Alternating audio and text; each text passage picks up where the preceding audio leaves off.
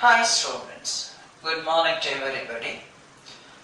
Now we have talked about the lesson digestion absorption in the last few days, and it's normally nice, good to see.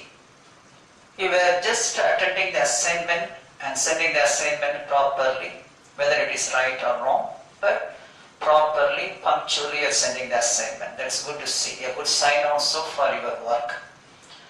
Now, we are talking about the lesson what I mentioned, digestion absorption, the chapter 5.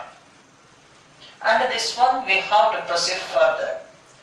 The process of digestion of food and what is the role played by the enzymes in that process. First, we have to start with the definition of digestion. So, digestion is nothing but, you know that one, the breakdown of complex into simple food. The another term used for digestion is called hydrolysis. Hydrolysis. So very often in the statement we have the enzyme hydrolysis or breakdown like that. So the process of digestion involves addition of water molecule to break the bond between the simple just molecules. For example, if you are taking protein, the protein is formed of amino acids. Between the amino acids we have bond or linkage. The bond is called peptide bond. The peptide bond is formed by the removal of water molecules. During the condensation process to form a protein, a peptide bond is formed between what we have the amino acids. Now during digestion, that peptide bond is being broken to separate the amino acids by adding a molecule of water. Hence, digestion is also called hydrolysis, breakdown process by adding water. The function of the enzyme is adding a molecule of water to the point which is to be broken. I'll show that one later. Okay, to the point which is to be cleaved or which is to be broken. That's why the another name for digestion is hydrolysis. Now, as per the book, what is digestion? Now, the process of digestion converts solid food, the macromolecules what we're taking, into just absorbable and assimilable forms. Absorbable and assimilable form. Absorbed means it's being broken into simple substances like amino acids, glucose, etc. They are being absorbed through the wall of the intestine into the bloodstream. Assimilation. The next step is assimilation. The absorbed food materials are transported to each and every part of the body. Where we have assimilation process, what I explained, the conversion of food into body substances. So, digestion is nothing but converting the solid food into absorbable and assimilable substances or forms. This is being achieved by two processes.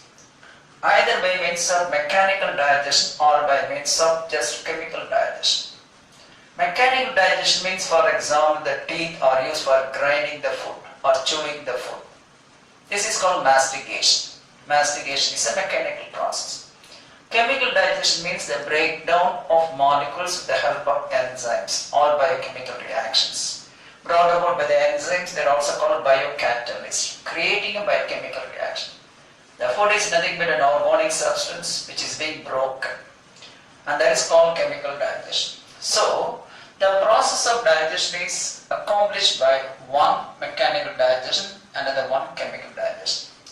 Normally, the mechanical digestion occurs in the buccal cavity as well as in the stomach, where the food is being crushed and then broken, churning of food in the stomach, all resulted in mechanical digestion.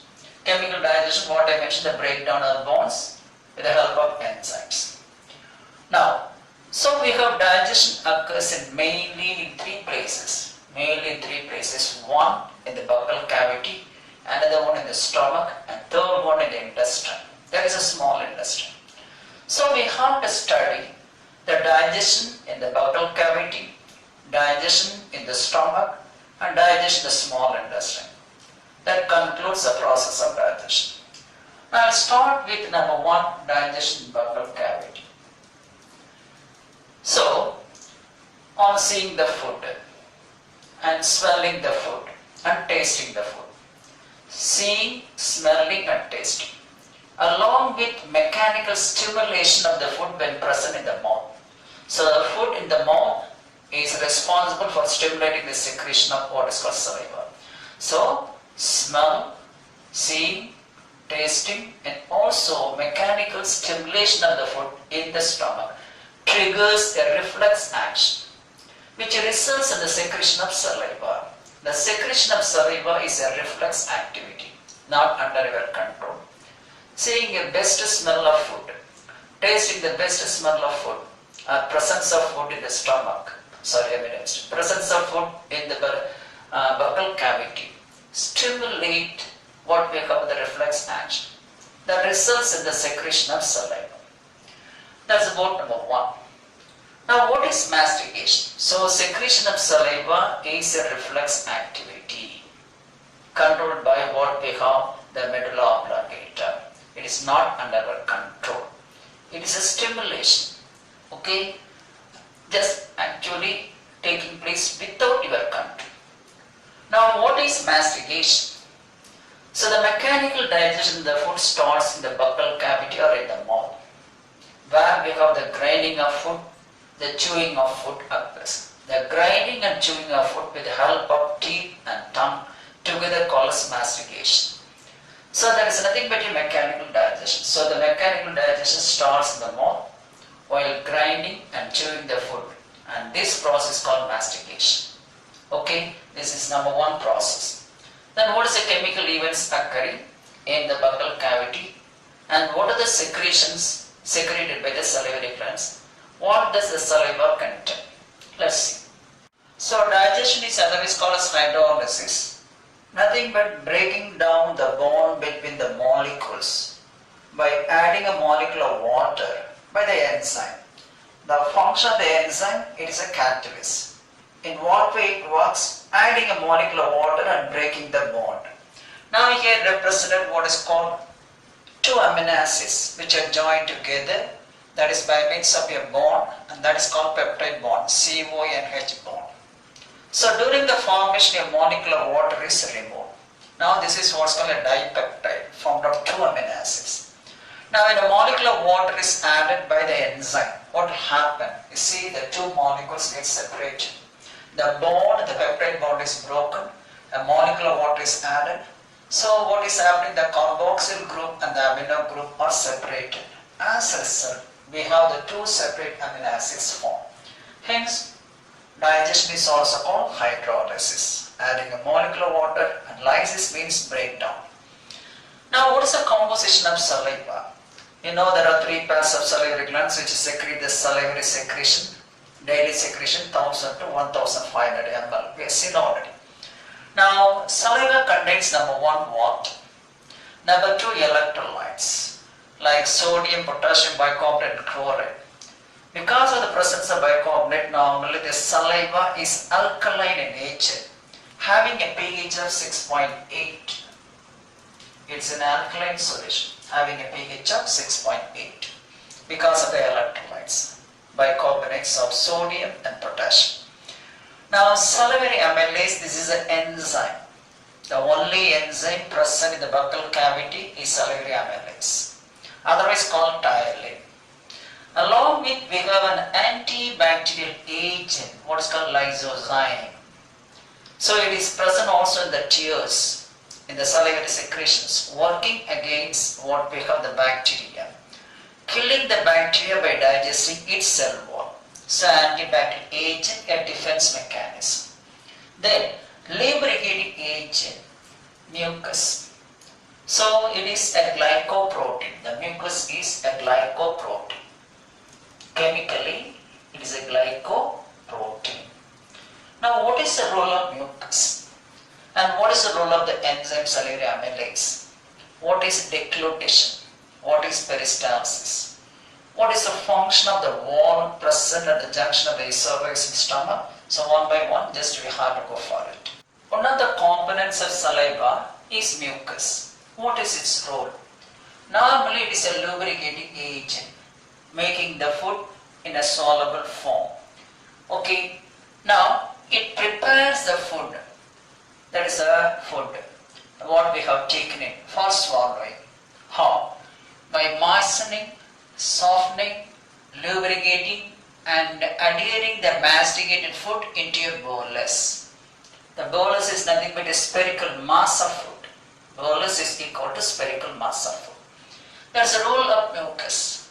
So the mucus is normally responsible for, you see that one, particularly concerned with swallowing.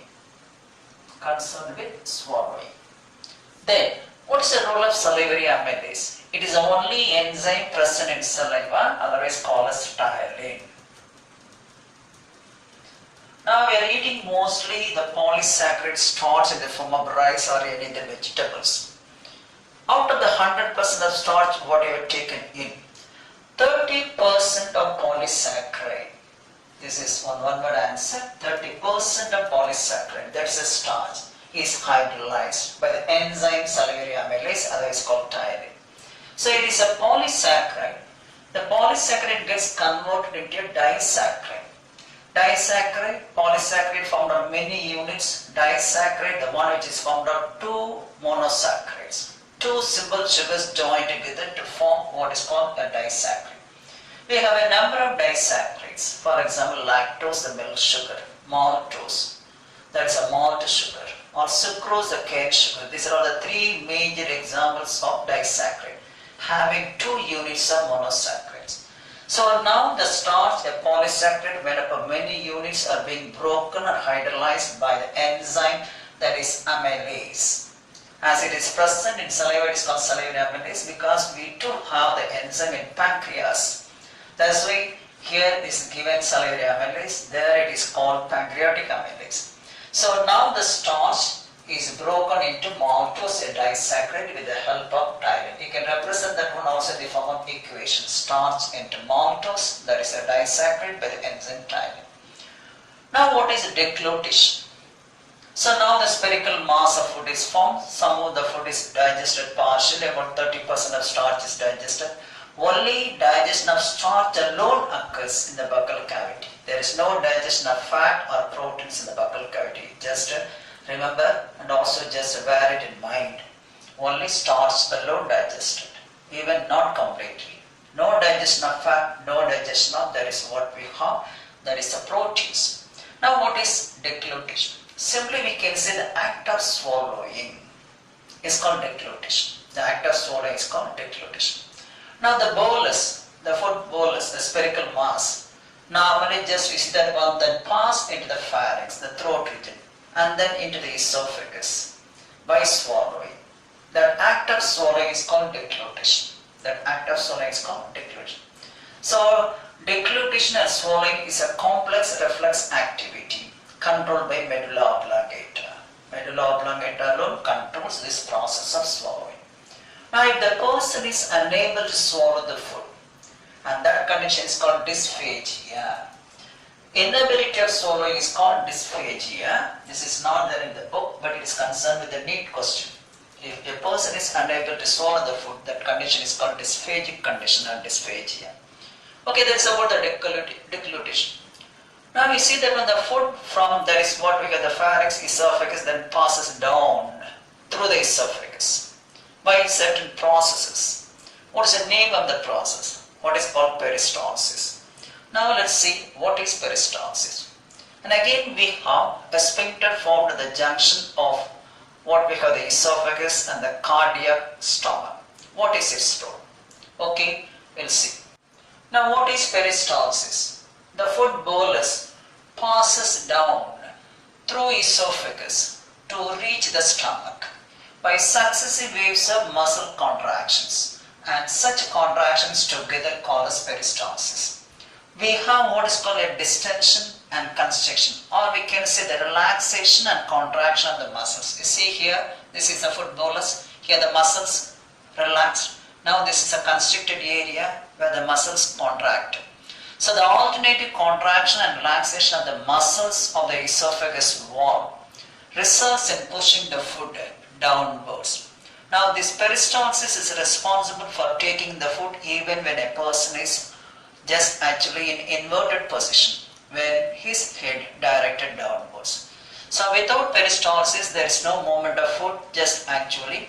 So the food is not passing down directly to the stomach. It is being normally conducted by peristalsis, the way of contractions, the muscles of the esophagus, and that is called peristalsis. Here I represent, this is the esophagus wall undergoing what is called contraction and relaxation when the spherical mass of food, what is called the bolus, passes down. Now at the junction of the stomach, and esophagus, there is a sphincter called cardiac sphincter, otherwise called, that is what is called gastroesophageal sphincter. Another name, cardiac sphincter, we have already seen the role. Now it controls the passage of food, that is from the esophagus into the stomach, controls the passage of food from the esophagus into the stomach. That is the role of what is called gastroesophageal sphincter. That's all about what we have, the digestion in the buccal cavity.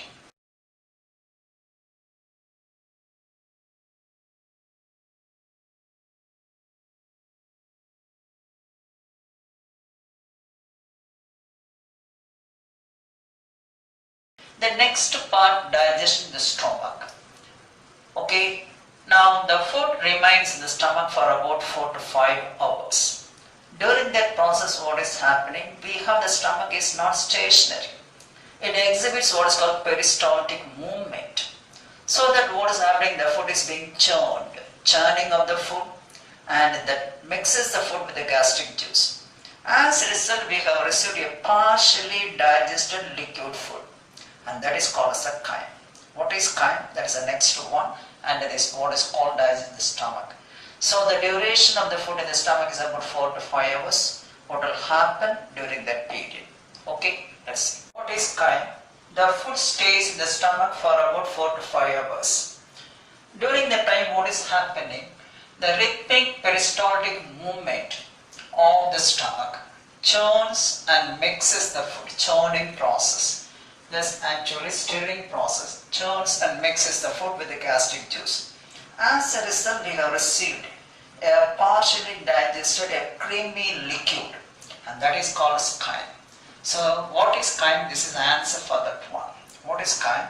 The rhythmic peristaltic movement of the stomach churns and mixes the food with what is called the gastric juice to form a creamy liquid, a porridge-like, called chyme. Now the gastric secretion by the gastric glands is partially controlled by autonomic reflexes. Now the presence of food that is in the mouth cavity stimulates the secretions of what is called the gastric juice. Before the food reaches, now a neural control by means of a 10th cranial nerve, which carries a branch of 10th cranial nerve is studied. We have 12 pairs of cranial nerves. The 10th cranial nerve, what is called vagus nerve, carries a stimulus, that is nothing but the presence of food in the buccal cavity, to reach the stomach. Before the food reaches the stomach is ready to receive the food and ready to secrete what is called the gastric juice. So the gastric juice is stimulated, its secretion is stimulated when the food is even present in the buccal cavity or mouth. Now what is the composition of gastric juice? The gastric juice contains 2 important components. One, the proenzymes, and the one, hydrochloric acid. Now what are the proenzymes? So proenzymes means the enzymes which are found in inactive form. They have to be activated. That's why they are called proenzymes, the precursor enzymes, inactive enzymes. They have to be activated, then only they can do the function. Now the gastric juice contains 2 proteolytic enzymes. So in the stomach mainly we have the digestion of proteins. A little bit of what is called lipid digestion occurs, but we can see mostly stomach is concerned with the digestion of proteins. There is no digestion of carbohydrates in the stomach. Major digesting substance is nothing but the proteins. So we have mainly the proteolytic enzymes. Proteolytic means protein digesting enzymes. Lysis means to break. So proteolytic enzymes means the enzymes which break the proteins or digest the proteins. Number 1, pepsinogen. Number 2, renin. These are the 2 major hormones found in what is called in proenzyme form. Pepsinogen, inactive form. Here also there is renin, but it is prorenin. In the book it is given renin. The proenzyme is called prorenin. It is being converted to renin in the active form. Now what is the role of pepsin in the enzyme? I mentioned it is secreted in an inactive proenzyme pepsinogen. Now the proenzyme pepsinogen gets converted into active pepsin on exposure to hydrochloric acid. Simply we can say that is proenzyme pepsinogen gets converted into that is pepsin by hydrochloric acid. So we can also represent the form of equation pepsinogen hydrochloric acid, that is pepsin. This is one we can say. Once pepsin is formed, it acts on proteins. It's a proteolytic enzymes. So acts on proteins and convert them into the next degradable products, namely proteoses and peptones. So one by one you see step by step the proteins are broken. Proteoses, peptones, polypeptides, tripeptides, dipeptides, and finally amino acids. Now partial digestion of the proteins occur in the stomach with the help of pepsin. So it converts the proteins into proteoses and peptones. So proteins giving rise to proteoses and peptones. Okay, here I represent the equation. Now what is the role of another enzyme? It is called milk curdling enzyme. Causes the coagulation of the milk protein casinogen. So the white color of the milk is due to the presence of the milk protein casinogen. It is soluble. It gets converted to insoluble form, then it is being broken further. That is different. Now, it converts the milk protein, that is the soluble one casinogen, into insoluble casein in the presence of calcium ions. Here the calcium ions are acting as what is called the cofactor, helping what is called the enzyme reaction. Without calcium ions, renin cannot work. So this enzyme secretion reduces, okay, with aging. When the aging process occurs, the secretion of the enzyme normally decreases because it's working more and more in the case of infants, because it cannot tolerate the acidic nature of the stomach in the case of adult. So only pepsin can work in what is called an acidic pH of 1.8. The renin cannot work in acidic pH. That's why it's being reduced when the infant reaches the adult stage. The another name for renin, what is called chymosin. Nowadays we are synthesizing what is called artificial, that is renin. Biotechnology methods, we are synthesizing what is called the renin enzyme, what is called rennet. This is the artificially synthesized what is called renin. So artificially synthesized renin is called rennet. Another name for this one, chymosin. Now the secretion reduces with the aging process. Now casinogen gets converted to casein by renin in the presence of calcium ions. It's a milk protein, a soluble one, and that one is insoluble. It is being further broken. So this is nothing but the coagulation of the milk in the stomach. That's why it's called milk curdling enzyme. That's about the role of pepsin and renin. Now we have to go for the role of hydrochloric acid. Then what we have, the mucus and bicarbonates present in the stomach. And with that we are concluding that what we have digestion in the stomach.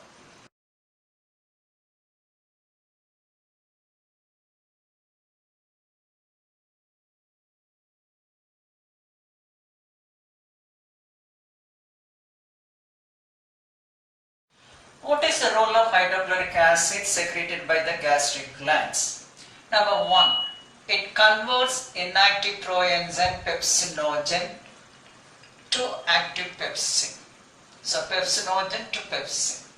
That is number one function. Then it provides acidic medium with a pH of 1.8. Such a strongly acidic pH is an optimum for the action of the enzyme pepsin. So pepsin is working in an acidic pH, particularly a strong acidic pH of 1.8. So it provides actually acidic medium with a pH of 1.8, optimum for the action of pepsin. Now it is having what we have a killing agent. It's acting as a killing agent. So it kills bacteria and other organisms that enter along with the food, mainly bacteria along with other microorganisms.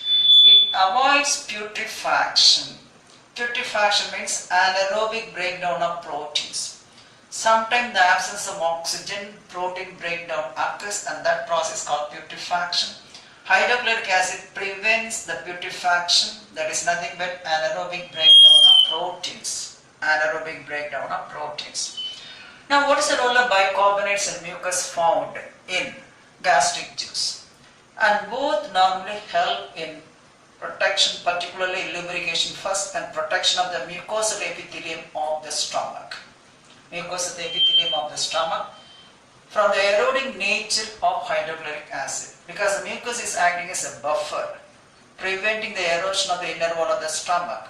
If there is any erosion in the what is called the mucus, then we have the disease what's called peptic ulcer, the erosion of the tissue lining, that is called peptic ulcer. We will talk about later. So anyway, now they help in lubrication and protection of mucosal epithelium from the eroding nature of highly acidic hydrochloric acid. That's the role of bicarbonates and mucus of gastric juice. Okay, so with that I concluded about what we have, the role of stomach in digestion or digestion in the stomach.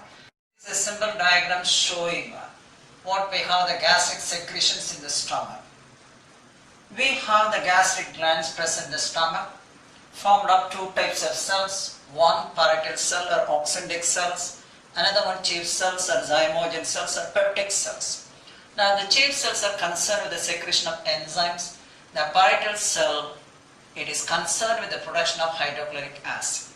See here, the hydrogen ions and chloride ions are produced separately by parietal cell, joined together to form hydrochloric acid, which converts inactive pepsinogen to active pepsin. What are the events happening in the stomach digestion? So the digestion of the stomach, we can say pepsinogen and hydrochloric acid are secreted along with another one, the renin. Hydrochloric acid converts pepsinogen to pepsin. Activation. Then pepsin, once activated, digests proteins into peptones and also proteoses. These are all the events happening in the stomach somehow in a nutshell. Okay. Then we have to go for digestion of small intestine. Let's see in the next class. Okay, thank you. I'll give the assignment, do it properly.